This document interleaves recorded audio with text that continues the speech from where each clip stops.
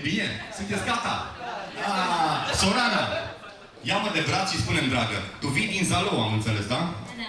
Drumul bun până la Zalău. Da. Apropo de întârziere, știți că ne-am întâlnit cu un pic de întârziere, dar apropo de întârziere, am primit de Paști, deci de Paști, rețineți, de Sfânta Sărbătoare de Paști, o felicitare de la CFR Călători. Și scria pe felicitare: CFR Călători vă urează Crăciun fericit. Scuze pentru întârziere.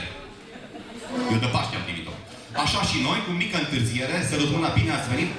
Sunteți foarte tinerică, spuneți-mi, câți ani aveți de la ureche? Acum spuneam de fiul meu că am un băiețel, nu așa? Cum stai cu... Ce să vă spun, mă, că papa e minoră? A făcut majoratul. 18 ani, aplauze pentru Sorana David! Bună seara, vă spun și eu. Vreau să-i urez micuțului Gabriel multă sănătate și Dumnezeu să-l ajute să treacă peste tot bine.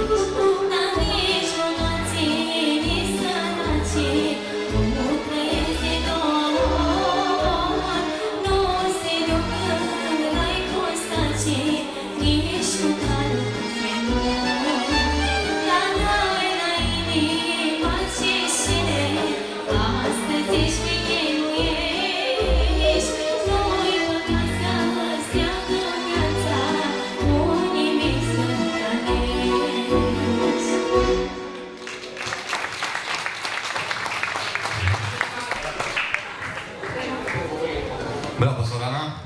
Am ajuns la fix. 18 ani are pușteca.